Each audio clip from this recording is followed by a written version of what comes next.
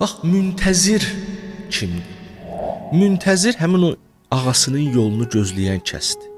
Müntəzir minimal bəndəlik etmir. Müntəzirin bir hədəfi var deyə, o hədəf daimi olaraq onu cəzb eləyir.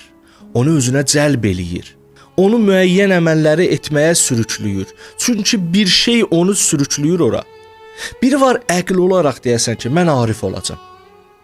Mən arif olacam. Niyə? Çünki ariflikdə çoxlu faydalar var. Mən cənnətin uca yerlərinə getmək istəyirəm. Mən irfan məsləkli olacam.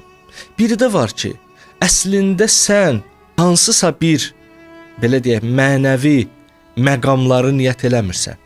Əslində sənin aşiq olduğun bir kəs var. Sən onun eşqi yolunda çalışırsan. Nəticə, təbii nəticə səni müntəzir eləyir. Müntəzir isə elə həm aşiqdir və müntəzir əlini əlinin üstünə qoyub oturan kəs deyil. Baxın müntəzirə, ona görə də intizar yolu çox faydalıdır. Müntəzir çalışır. Çünki özündən asılı deyil. Sevdiyi bir kəsin yolunu gözləyir. Və sevdiyi bir kəs var ki, dünyada ən kamil insandır. Ən kamil insandır yaşayan insanların içində və ən məzlum insandır. Ən qərib insandır. Onun yolunu gözləyir. Onun eşqi düşüb ürəyinə. Amma eyni zamanda da onun gəlməsi üçün zəmin yaradır.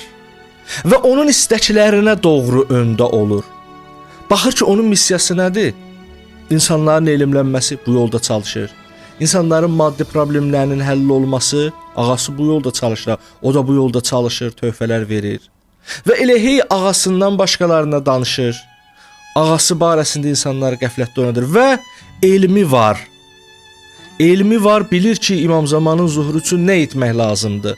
Ağasının zuhuru üçün nə etmək lazımdır. Və bu yolda ciddi cəhdlə çalışır. Və o, hansısa bir mənəvi məqamı niyyət etmir. O elə ağasının eşqi yolunda alışır, yanır, nəticədə müntəzir olur. Müntəzir olan kəsin də özündən asılı olmadan təbii bir sürükləmələri var.